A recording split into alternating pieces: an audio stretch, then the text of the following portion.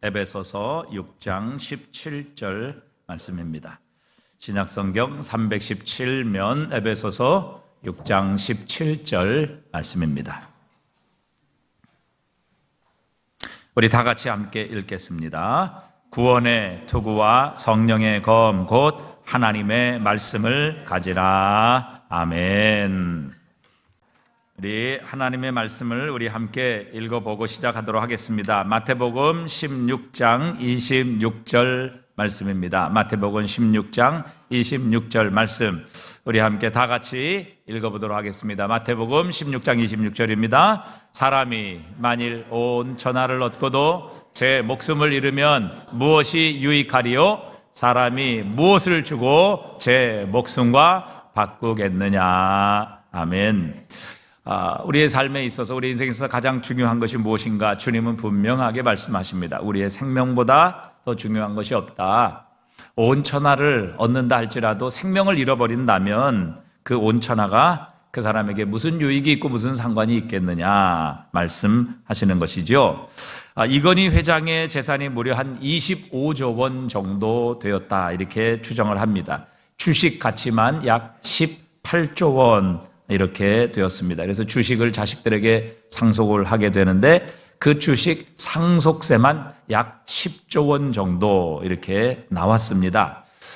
우리가 이게 사실 10조 원이라고 하면 너무 천문학적인 숫자이기 때문에 우리가 잘 상상이 되지 않습니다. 10조 원이라고 하면 100억, 100억에 한 1000배 정도 되지요.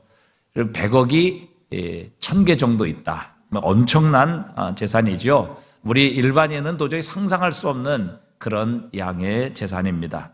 그러나 이렇게 주식의 상속세만으로도 10조 원이나 되는 세금을 낼 정도로 이 천문학적인 재산을 가지고 있었던 이건희 회장도 죽음 앞에서는 그의 가진 재산 또 그의 가진 재물이 아무런 의미가 없었습니다.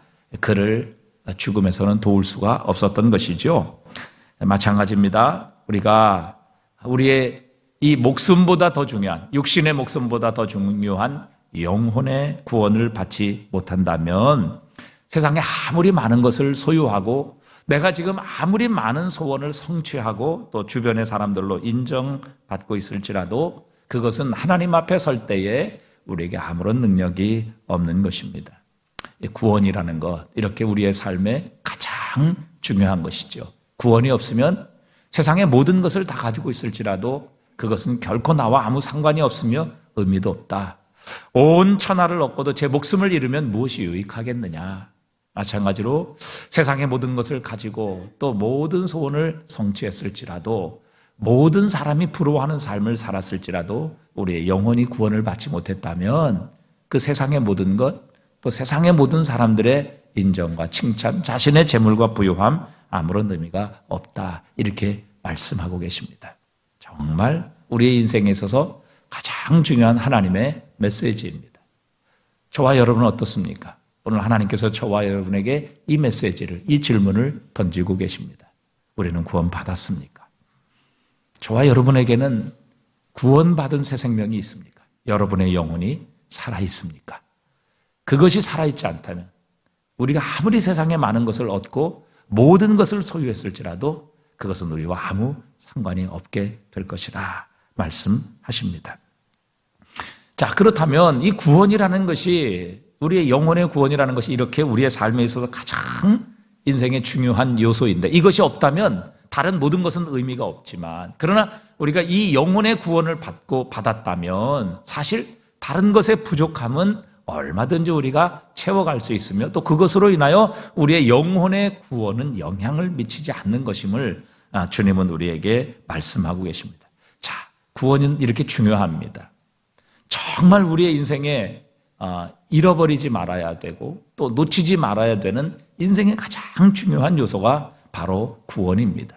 영혼의 구원, 우리의 영혼이 과연 살아있느냐. 자, 그렇다면 우리 인생의 가장 중요한 이 구원이라는 것을 우리는 어떻게 확신할 수 있는가? 내가 구원받았다는 것을 우리는 무엇으로 측량하며 과연 우리 구원의 척도는 무엇이냐 하는 것입니다. 내가 구원받았는지, 내 안에 새 생명이 있는지 우리는 무엇으로 그것을 증명할 수 있겠느냐 하는 것입니다. 어떤 사람은 이 구원이라는 것은 기독교의 진리를 믿는 것으로 시작된다. 그것을 믿어야 구원을 받는 것이다. 그렇게 말합니다. 맞습니다. 우리는 전능하사 천지를 창조하신 하나님을 믿습니다. 그 하나님을 믿음으로 말미암아 우리는 구원을 얻습니다. 우리 모두는 죄인이며 죄로 말미암아 누구든지 하나님의 진노한 심판 아래 놓여 있다는 것을 우리가 믿는 것. 그런 우리를 위해 하나님께서 독생자 예수 그리스도를 보내셨고 우리 죄를 대속하시기 위하여 예수님을 십자가에 못 박으셨다는 사실을 믿습니다. 그분을 믿는 자에게 하나님의 자녀가 되는 권세를 주시고 또 우리를 이 모든 죄에서 구원하시는 은혜를 주신다는 사실을 믿습니다. 예수님은 죽음에서 다시 살아나셨고 하늘로 승천하셨으며 지금 하나님의 보좌 우편에 계시고 그분의 때에 바로 주님은 올라가신 모습 그대로 이 땅에 오실 것을 우리는 믿습니다. 여러분, 이 기독교의 기본 진리를 믿지 않는 한 우리는 구원을 얻을 수 없습니다. 그 사람이 아무리 도덕적인 삶을 살고 아무리 세상 사람들의 존경과 또 인정을 받는 삶을 살았을지라도 여러분, 이런 기독교의 가장 기본적인 진리를 믿지 않고서 그 사람은 구원을 얻을 수 없습니다. 그러나 여러분, 우리가 기독교의 기본 진리를 믿는 것이 과연 구원의 분명한 증거? 그것이 과연 우리의 구원의 척도가 될 수 있을까요? 어떤 사람은 그것이 아니다. 정말 우리가 구원받았다는 것은 우리의 삶을 통해서 나타나고 증명돼야 된다. 우리의 행함이 있어야 된다. 아무리 성경에 대한 지식을 가지고 기독교에 대한 기본 진리를 다 믿고 받아들인다고 하지만 그러나 그것이 그의 삶에 적용되지 않을 때 그 지식은 능력이 없다. 마치 경건의 모양은 있지만 경건의 능력은 인정하지 않고 부인하는 그런 삶을 살아가는 그런 사람에게는 결코 구원을 확신할 수 없다. 그래서 주님께서는 행함이 없는 믿음은 어떤 믿음이라? 죽은 믿음이라 그렇게 말씀하지 않았느냐. 우리가 믿음으로 구원받지만 그러나 그 행함이 없는 믿음 자체는 죽은 믿음이기 때문에 그 믿음에는 능력이 없다. 이렇게 말씀하시기도 합니다. 여러분, 하나님은 살아계신 하나님이심을 우리는 믿습니다. 그리고 그분이 이 온 우주 만물의 만유의 주제이심을 우리는 믿습니다. 여러분, 이 믿음은요, 우리만 가지고 있는 것이 아니라 귀신도 가지고 있습니다.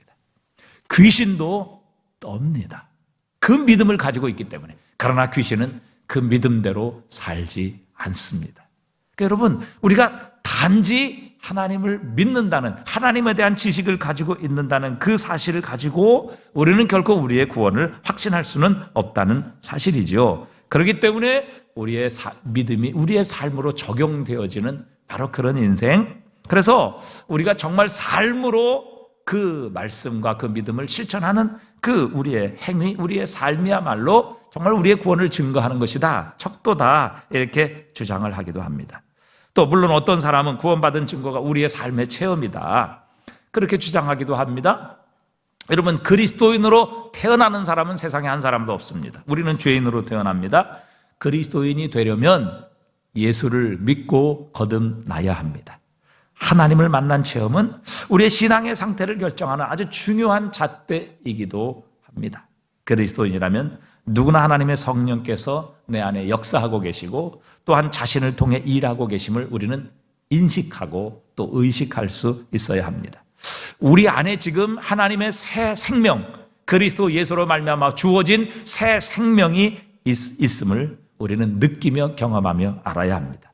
이처럼 경험은 매우 중요합니다. 그러나 이런 경험을 우리의 구원의 척도요 잣대로 삼는다면 여러분, 우리 주변에 난무하는 이단들, 사이비들도 이런 체험, 이런 경험을 굉장히 강조합니다. 여러분, 신천지에 빠진 사람들을 보면 이전에 교회에서 신앙생활할 때는 미지근하고 열정도 없었지만 그러나 신천지에 빠지고 나서는 그들의 삶에 놀라운 변화가 일어나는 것을 보여주고 있습니다. 심지어는 가족과 그 가정조차도 부인할 정도로 그들은 그 종교에 헌신하고 그의 삶이 변화되는 것을 우리에게 보여주고 있습니다. 그렇다면 여러분, 우리가 가지고 있는 기본적인 신앙의 기초적인 기독교의 교리를 믿는 것도 또 우리가 행하는 것도 우리의 삶의 체험도 과연 우리가 구원받았다는 것을 온전히 증거할 수 있는 이런 하나의 구원의 척도가 될 수 없다면 과연 우리는 무엇으로 우리의 삶이 구원받았고 내 영혼이 그리스도 예수로 말미암아 지금 내 안에 살아있다는 것을 우리는 과연 증명하며 살아갈 수 있을까 하는 것입니다. 이 로이드 존스라는 목사님은 이 구원의 시금석을 삶에 대한 반응이라 이렇게 표현을 했습니다. 즉 우리 안팎에서 일어나는 모든 일에 대한 우리의 전반적인 믿음의 반응이 곧 그 사람의 구원의 척도다. 우리에게 일어나는 일에 대해서 우리가 어떤 반응을 보이느냐, 정말 믿음의 반응, 하나님이 살아계시고 내가 살아있으며 내가 구원받은 확신을 가지고 내 앞에 일어나는 모든 사건이나 일들에 대해서 우리가 정말 그렇게 믿음으로 반응하느냐, 그런 삶에 대한 반응이 곧 우리의 구원의 척도라 이렇게 표현을 하고 있습니다. 그 위기의 순간에, 절체절명의 순간에, 정말 이 코로나 같은 위기가 위협이 우리의 상황에 찾아오게 되고 삶과 죽음을 가늠하는 이런 상황에서 과연 우리는 어떻게 그것에 반응하며 어떻게 무엇을 생각하며 우리는 과연 그 물음에 과연 우리는 어떻게 대답할, 우리의 삶으로 대답하는가, 이것이야말로 과연 우리의 믿음, 우리의 신앙의 구원받은 척도라 이렇게 표현할 수 있다는 것이죠. 우리가 이 코로나로 인하여 많은 한국교회 성도들이 예수를 믿는다고 교회를 다녔다고 하는 사람들이 교회를 떠나게 되었습니다. 거의 한국교회 20-30% 정도가 이 코로나 위기로 인하여 이제 교회를 나오지 않고 신앙을 포기하는 그런 사람들이 있음을 통계가 보여주고 있습니다. 자, 여러분, 이런 코로나 때문에 만약에 교회를 나오지 않고 신앙을 포기해버린다면 정말 예수를 믿으면 당신 생명을 빼앗겠다라고 하는 위협이 온다고 하면 그 사람이 과연 여러분 신앙을 지킬 수 있겠습니까? 그러니까 정말 우리의 삶에 대한 반응이, 믿음의 반응이 곧 우리가 구원받았느냐 그렇지 않느냐를 시금할 수 있는 그런 척도가 될 수 있다는 것이죠. 한 2주 전에 우리 그 존경하는 수영로교회 정필도 목사님께서 하나님의 부르심을 받으셨습니다.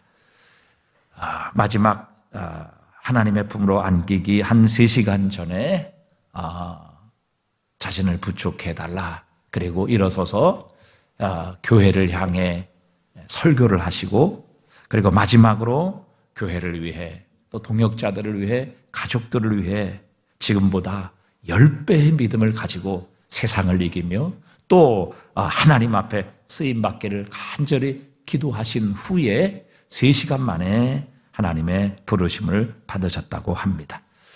이분은 결코 죽음을 두려워하거나 혹은 자신의 삶을 후회한 것이 아니라 오히려 자신은 영광스러운 하나님의 나라에 들어가기에 남아있는 교회와 성도들과 그리고 동역자들, 가족들을 축복하며 간절히 그들을 위해 기도하고 영광스러운 하나님의 나라로 들어가게 되었습니다. 죽음에 대한 우리의 반응, 우리의 믿음의 반응, 그것이 정말 우리가 구원을 받았는가 하는 것에 대한 우리의 구원의 시금석이다, 척도다, 이렇게 말씀을 드릴 수 있다는 것이죠.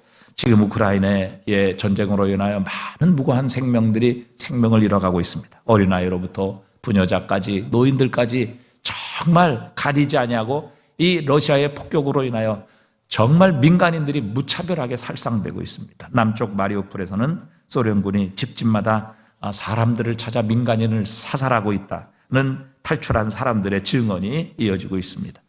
우리가 과연 이런 죽음에 직면했을 때에 우리는 과연 어떻게 반응할 것인가? 다시 말해 우리의 진정한 구원의 척도는 궁극적인 것, 마지막 순간에 우리가 과연 어떤 믿음의 반응, 우리가 정말 구원받았다는 반응을 보이는 것이냐 하는 것으로 결정된다는 것이죠. 미국의 스패포드라는 분은 성공한 변호사였고 4딸을 둔 가장이었습니다. 어느 날 유럽으로 가족 여행을 계획했고 이제 함께 떠나려고 했지만 그러나 갑작스럽게 자신에게 일이 생겨서 이제 자신의 아내와 4딸을 먼저 배에 태워서 보내고 자신은 그 일 처리를 끝내고 이제 유럽에서 합류하기로 그렇게 계획을 했습니다. 하지만 자신의 가족을 태운 배가 배서양을 횡단하며 다른 배와 충돌해서 가라앉아 버립니다. 사랑하는 4딸을 모두 잃게 되었고 아내만 겨우 구조받게 되지요. 그리고 설상가상으로 이 스패포드의 재산은 거의 부동산이었는데 1871년에 시카고 대화재로 인해서 모두 소실이 되어버립니다. 한순간에 그의 재산도 다 날아가 버리게 되었죠. 자신의 삶의 모든 것을 다 잃어버립니다. 정말 사랑하는 가족, 더군다나 그 네 딸 모두를 한꺼번에 잃어버리게 되고 자신이 가지고 있던 모든 재산도 화재로 인하여 다 날아가 버리게 되었습니다. 이런 절망적인 상황에 스패포드는 과연 어떻게 나왔을까요? 비통해했을까요? 낙심했을까요? 자신의 삶은 더 이상 소망이 없기 때문에 모든 것을 스스로 포기했을까요? 아니면 좋아, 이 어려운 상황 속에서도 굴복하지 않겠어, 견뎌내야 돼, 참아야 돼, 용기를 내서 다시 한번 시작해보자, 이런 적극적인 사고방식으로 대처했을까요? 구원의 믿음을 가졌던 스패포드는 이렇게 노래했습니다. 내 평생에 가는 길 순탄하여 늘 잔잔한 강 같든지, 큰 풍파로 무섭고 어렵든지 나의 영혼은 늘 편하다. 내 영혼 평안해, 내 영혼 평안해. 바로 413장 찬송가를 지은 스패포드의 고백이었습니다. 나의 가는 길이 순탄하고 잔잔한 호수와 같다면 누구나 다 이렇게 고백할 수 있을 것입니다. 하지만 슬픔이 파도처럼 일어나 자신의 모든 삶과 인생과 배를 삼켜버리는 바로 그 순간, 자신의 사랑하는 내 딸을 한꺼번에 잃어버리고 자신의 모든 재산도 한꺼번에 다 날아가 버린 상황이지만 그런 주님께서 나에게 내 영혼 평안해 라고 가르치시네 라는 주님의 음성을 듣고 그 주님을 노래하며 찬양할 수 있었습니다. 여러분, 어떻게 이런 상황에서 이런 고백이 가능할 수 있을까요? 바울도 수많은 죽음의 위기와 목숨의 위협을 받았습니다. 유대인들에게 40에 하나 감한매를 5번 맞았다. 40번 때리면, 태장으로 때리면 사람은 죽을 수 있기 때문에 유대인들은 그 죽기 직전 39번까지 태장으로 사람을 때렸습니다. 또 그는 돌에 맞아 죽을 뻔하기도 했고, 또 전도하러 가다가 배가 파손해서 죽을 뻔하기도 하고, 전도하러 가다가 여러 번 강도를 만나고 광야에서 굶어 죽을 뻔하기도 하고, 그는 정말 더 이상 이런 열악한 상황을 찾아보기 힘들 정도로 그는 어렵고 힘들고 고난과 위기와 죽음의 위협 속에 살았습니다. 그런데 과연 바울은 이 세상의 고생을, 고난을 어떻게 볼 수 있었기에 그 고난에 파묻혀 낙심하거나 포기한 것이 아니라 오히려 고난을 기뻐하며 넉넉히 이겨낼 수 있었을까 하는 것입니다.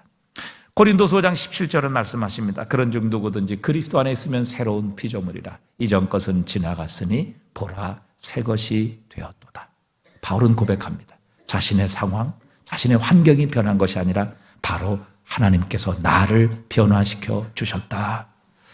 그는 전혀 새로운 관점으로 고난과 세상과 사람들을 바라볼 수 있었던 것이죠. 예수 그리스도의 관점으로, 영혼의 관점에서 이 세상의 모든 것을 바라볼 수 있었던 것입니다. 그는 하나님과 새로운 관계를 맺게 되었습니다. 예수 그리스도를 구주로 믿게 되었고, 그분이 자신의 죄를 위해 십자가에 못 박혀 죽으셨다는 사실에 대한 복음을 믿었습니다. 그 그리스도 예수로 말미암아 하나님을 아버지로 섬기게 되었고, 자신의 모든 죄가 용서받게 되었으며, 그 무엇보다도 그리스도 예수 안에 있는 하나님의 사랑에서 자신에게 있는 어떤 것도, 심지어 죽음조차도, 마귀와 사탄의 권세도 그리스도 예수 안에 있는 하나님의 사랑에서 자신을 끊을 수 없다는 이 놀라운 확신을 하나님으로부터 얻을 수 있게 되었습니다. 하나님께서 주신 구원은 우리의 시간, 우리의 시각을 새로운 관점으로 바꾸어 주십니다. 우리의 시간, 우리의 시각, 이것이 얼마나 잘못되어 있느냐, 이것을 깨닫게 하시고 보게 하신다는 것이죠. 고린도서 4장 17절은 이렇게 말씀하십니다. 우리 한번 읽어봅니다. 우리가 잠시 받는 환난의 경한 것이 지극히 크고 영원한 영광의 중한 것을 우리에게 이루게 함이니, 우리가 주목하는 것은 보이는 것이 아니요 보이지 않는 것이니, 보이는 것은 잠깐이요 보이지 않는 것은 영원함이라. 자, 4장 17절, 고린도서 4장 17절을 우리가 다시 한번 자세히 우리가 주목하여 볼 필요가 있습니다. 하나님께서 자신을 새로운 피조물로 거듭나게 하셨을 때, 하나님께서는 지금까지 자신이 보던 시각, 자신이 보던 그 시간과 자신이 보던 그 모든 관점을 어떤 모습으로 바꾸어 주시고 변화시켜 주셨느냐 하는 것입니다. 바울은 이 땅에서 받는 고난이 바로 잠시 받는 고난이다, 이렇게 분명하게 묘사하고 있습니다. 하지만 하나님께서 그를 위해, 예수님을 믿는 우리 모두를 위해 예배하신 영광은 영원한 것이다. 우리가 받는 고난은 잠시의 고난이지만, 그러나 그리스도 예수를 통해서 하나님이 우리에게 주신 그 영광, 그 구원, 그 구원의 소망이라는 것은 이 짧은 잠시의 고난과 비교할 수 없는 영원한 끝이 없는 영광임을 그는 분명히 깨닫게 된 것입니다. 또한 우리가 이 땅에서 받는 그 잠시의 환난은 경한 것이다, 가벼운 것이다, 정말 이건 깃털 하나에 불과한 것이다. 그러나 주님께서 우리를 위해 예비하신 이 영원한 영광은 중한 것이다, 아주 무거운 것이다, 그렇게 표현을 하고 있는 것이죠. 거기에서 더 나아가, 그렇기 때문에 우리가 주목하는 것은 이 잠시 잠깐 있는 이 세상의 가벼운 것, 세상의 환난, 이 세상에 있는 것이 아니라 우리가 주목하는 것은 바로 보이지 않는 것, 영원한 영광을 주목하게 된다, 그렇게 표현하고 있는 것입니다. 여러분, 우리가 이 접시 저울 있지 않습니까? 접시 저울이 이렇게 양쪽에 저울이 달려있죠. 그래서 이 양쪽 저울에다 이제 무게를 다는 것입니다. 한쪽 저울에는 고난이라는 무게를 답니다. 고난이라는 이 무게를 올려놓으니까 이 접시 저울에 약 한 1kg 정도의 무게가 나간다라고 하면, 한쪽 다른 저울에는 영원한 영광, 지극히 큰 하나님의 구원의 소망을 올려놓는다면, 여러분, 그 무게는 고난이라는 잠깐 있는 가벼운 고난은 한 1kg 정도에 불과하다면, 이 하나님이 우리에게 주신 영원한 영광, 구원의 소망이라는 것은 약 한 1톤 정도 나간다 생각을 해보십시오. 우리는 굉장히 이것을 무겁게 생각했고, 또 아무것도 없었을 때는 이 1kg의 고난이 접시 저울 위에 올려지게 되면 이쪽으로 내려가지만, 그러나 하나님이 우리에게 주시는, 하나님이 우리에게 예비하신 이 영원한 영광, 이 구원의 소망을 올려놓는 순간 1톤이나 되는, 1000kg이나 되는 이 엄청난 하나님의 영광의 무게 앞에 이 고난의 무게는 1kg 정도밖에 되지 않아 금세 그 위치가 바뀔 수밖에 없다는 것이죠. 그래서 바울은 로마서 8장 18절에도 현재의 고난은 장차 우리에게 나타날 영광과 좋게 비교할 수 없도다. 비교할 수 없도다. 우리가 지금 현재 이 세상에서 당하는 고난과 하나님께서 우리에게 주실 영원한 영광, 그것은 결코 비교할 수 없는 무게를 가지고 있다.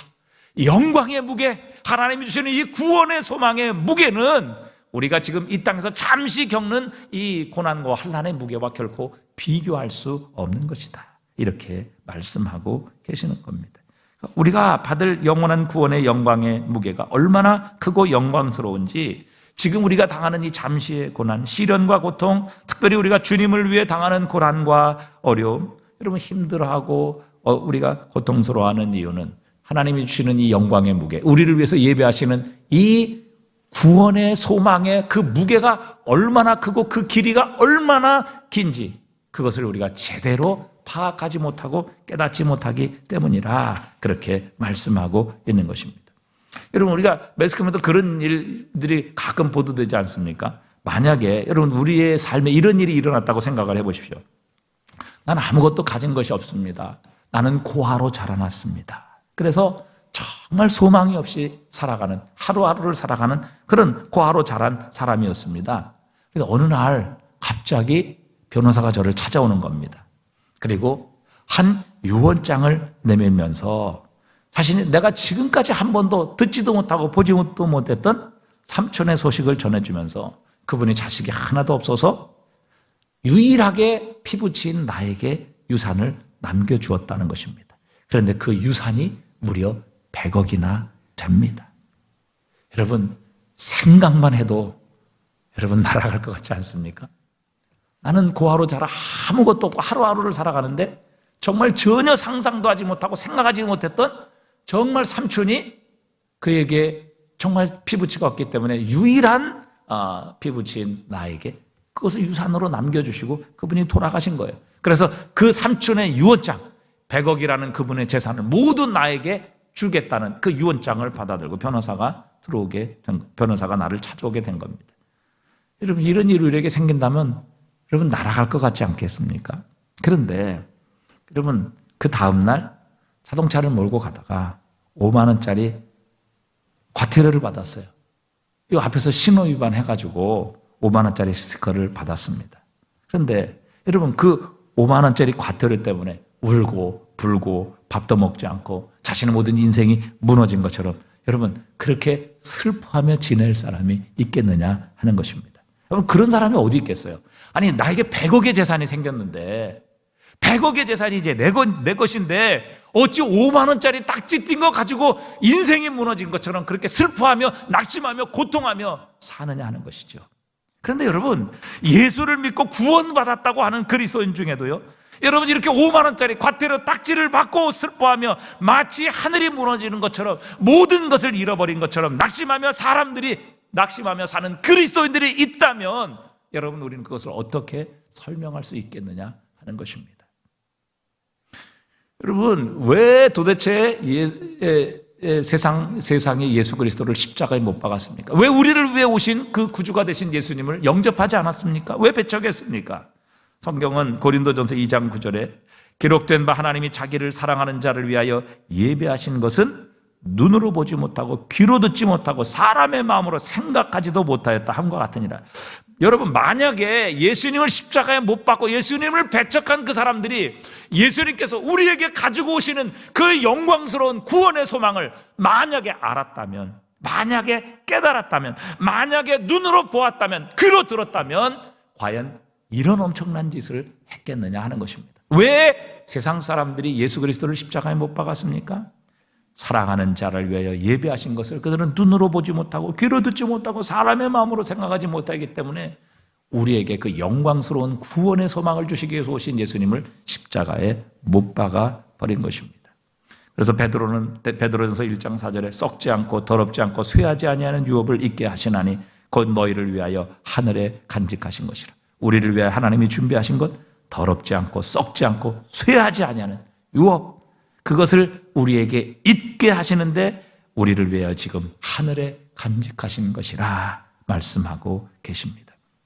여러분, 인생의 폭풍이 몰아친다 할지라도 하늘에 간직한, 우리를 위하여 간직한 영광스러운 이 구원의 소망은 여러분 결코 영향을 미치지 못합니다. 세상에 있는 모든 원자폭탄을 한 곳에 모아 동시에 터뜨린다 할지라도 하나님이 그리스도 예수 안에서 우리를 위해 예비하신 이 영원한 유업은 흔들리지 아니하고 쇠하지 아니하며 썩지 아니하며 견고하게 우리를 위하여 오늘도 준비되어 있다는 사실입니다. 여러분, 마귀가 공격하는 게 무엇입니까? 오늘도 인생의 사소한 문제에 집착하느라 하나님께서 주신 이 영광스럽고 영원한 구원을 보지 못하게 만드는 겁니다. 그래서 이 작은 고난, 작은 위기, 작은 시험으로 인하여 우리의 마음이 빼앗기고 또 우리의 모든 심령이 낙심하게 만들고 하나님께서 주신 영광스러운 영원한 기업에 주목하는 것이 아니라 잠깐 오면 없어지고 사라질 세상의 고난, 세상의 위기, 세상의 물질에 우리의 모든 마음을 빼앗겨 우리를 통해 하나님이 이루실 영광스러운 그 나라를 바라보지 못하게 만드는 것이죠. 우리의 짧고 가벼운 고난이 전부라고 생각하게 만드는 것입니다.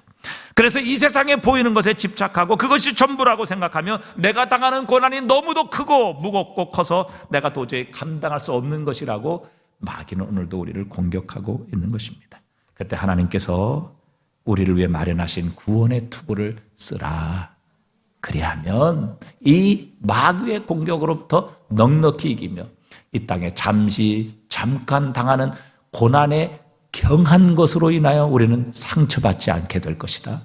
하나님이 우리를 위해 예비하신 영원한 영광스러운 구원의 소망에 집중하며 보이는 것이 아니라 보이지 않는 것을 위하여 오늘도 이 땅에서 하나님 기뻐하시는 승리의 삶을 살게 될 것이다. 우리에게 말씀하십니다. 데살로니가전서 5장 8절에서 우리는 낮에 속하 있으니 정신을 차리고 믿음과 사랑에 호심경을 붙이고 구원의 소망의 투구를 쓰자. 오늘 데살로니가 전서에서는 구원의 투구라고 말씀하지 아니하고 구원의 소망을 붙여 구원의 소망의 투구를 쓰자. 구원이라는 것은 소망이라는 것이죠. 우리가 이 구원의 소망의 투구를 쓰게 될 때에 이 세상에서 당하는 고난과 위기와 시련, 심지어 죽음조차도 하나님께서 우리에게 주실 영원한 영광의 무게에 비교할 때 이건 깃털만큼도 되지 않는다는 것을 하나님은 우리에게 오늘도 기억하게 하시는 겁니다. 하나님께서 우리에게 주신 구원의 소망, 여러분 이 땅에서 당하는 고난, 잠시 잠깐 당하는 고난과 비교할 수 없습니다. 그래서 바울은 오늘 에베소서를 기록하며 에베소에 있는 성도들을 향하여 하나님께 간절히 기도한 게, 하나님 저들 이 땅에서 잘 되게 해주십시오. 저들 고난에서 좀 벗어나게 해주십시오. 아니 저들 고난을 좀 치워주시고 없애주십시오. 하나님 저들 고난을 좀 치료해 주십시오. 이렇게 기도한 것이 아니라, 여러분 에베소서 1장 17절 한번 우리 함께 읽어보십시다. 1장 17절부터 19절까지 바울이 도대체 무엇을 에베소 성도들을 위해, 자신이 지금 죽으러 가면서 무엇을 에베소 성도들을 위해, 자신의 목숨을 바쳐 구원했던 에베소 성도를 위해서 기도하고 있는지 한번 우리 읽어보십시다. 에베소 1장 17절입니다. 우리 주 예수 그리스도의 하나님 아버지께서 지혜와 계시의 영을 너에게 주사 하나님을 알게 하시고 너희 마음의 눈을 밝히사 부르심의 소망이 무엇이며 그 성도 안에서 그 기업의 영광의 풍성이 무엇이며 그 힘의 위력으로 역사하심을 따라 믿는 우리에게 베푸신 능력의 지극히 크심이 어떠한 것임을 너희로 알게 하시기를 구하노라. 아멘. 여러분 고난을 없애주십시오. 고난 잊게 해주십시오. 또 고난 넘어가게 해주십시오. 견디게 해주십시오. 하나님 이 땅에서 잘 살게 해주십시오. 부자 되게 해주십시오. 모든 사람에게 존경받게 해주십시오. 여러분 그런 기도의 제목이 없습니다. 도대체 마음의 눈을 밝히셔서 우리를 불러주신 그 부르심의 소망이 무엇인지, 하나님이 어떤 영광스럽고 영원하고 그 무거운 하나님의 영광을 우리를 위해 준비하셨는지 하나님 눈을 떠 보게 하여 주시옵소서. 그때에 이 땅에서 잠시 잠깐 당하는 그 고난의 가벼움을 우리는 넉넉히 이기게 될 것이며, 우리가 보이는 것에 우리의 마음을 빼앗기는 것이 아니라 보이지 않는 영원한 하나님의 나라와 그분의 영광을 위해 이 땅에서 흔들리지 아니하고 믿음의 삶, 영원한 삶, 가치 있는 삶을 살아가게 될 것임을 우리에게 가르쳐주고 계시는 겁니다. 여러분 오늘 어떤 위기가 있으십니까? 어떤 고난을 직면하고 계십니까? 어떤 어려움 가운데 처해 계십니까? 여러분 하나님이 우리에게 주실 영원한 영광의 소망은 우리가 지금 당하는 그 고난과 결코 비교할 수 없는 것임을 말씀하십니다. 우리는 100억과 비교할 수 없는 하나님의 유산을 이미 받았습니다.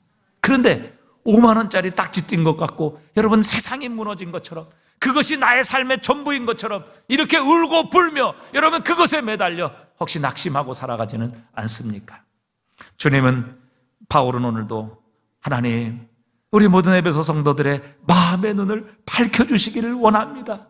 도대체 하나님이 우리에게 어떤 영광스러운 소망을 주셨으며 우리를 위해 준비하신 그 기업의 영광의 풍성함이 어떤 것인지 하나님 눈을 떠 보게 하여 주시옵소서. 그때 우리가 당하는 위기와 고난, 이것은 결코 우리의 삶에, 우리의 영원한 영광의 그 기업에 영향을 미칠 수 있는 것이 아니며, 오히려 우리로 하여금 더 세상과 보이는 것에 집중하는 것이 아니라 오히려 영원한 하나님의 나라를 위해 믿음의 삶으로, 하나님의 말씀을 순종함으로, 그리스도 예수의 십자가를 지는 삶을 통해 영광스러운 부활에 이르는 삶을 살도록 우리를 인도하고 또 우리를 도와주고 우리를 도전하게 될 것입니다. 하나님께서 오늘도 우리를 위해 예배하신 이 영광스러운 기업의 풍성함이 무엇인지 우리의 마음의 눈을 열어 밝혀주시기를 바랍니다.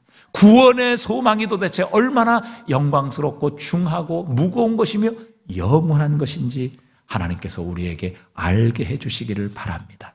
그렇게 되면 여러분 우리가 지금 우리 앞에 놓여있는 문제, 심지어는 그것이 죽음일지라도 여러분 그것이 끝이 아니라 하나님이 우리를 위해서 예비하신 영원한 영광의 부활의 몸, 예수님께서 친히 부활하셔서 우리에게 부활의 첫 열매로 보여주신 그 영광스러운 부활의 영광의 몸을 우리가 오늘도 바라보며 죽음조차도 넉넉히 이길 수 있는 능력을 우리는 얻게 되는 것입니다. 그렇게 될 때 여러분 세상의 전부이고 세상에 당하는 고난이 우리의 삶의 모든 것인 것처럼 살아가는 이 세상과 우리는 구별된 삶을 살아갈 수 있게 될 것입니다.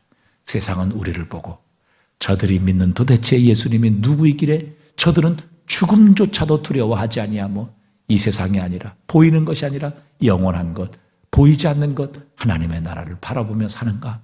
우리를 향해 궁금해할 것이며 주님이 계시는 이 교회 안으로 우리가 믿는 주님에게로 돌아오는 역사들이 일어나게 하실 것입니다. 하나님께서 오늘도 우리의 눈을 뜨게 해주시기를 바랍니다. 그래서 우리의 눈에 보이는 이 잠깐의 고난이 아니라 우리를 위해 예비하신 영원한 영광의 무거운 것, 중한 것, 그것을 보게 하셔서 이 땅에서의 삶이 가장 가치 있고 헛되지 아니하며 영광스러운 삶을 살아가게 하시는 은혜를 저와 여러분에게 베풀어 주시기를 주님의 이름으로 축복합니다.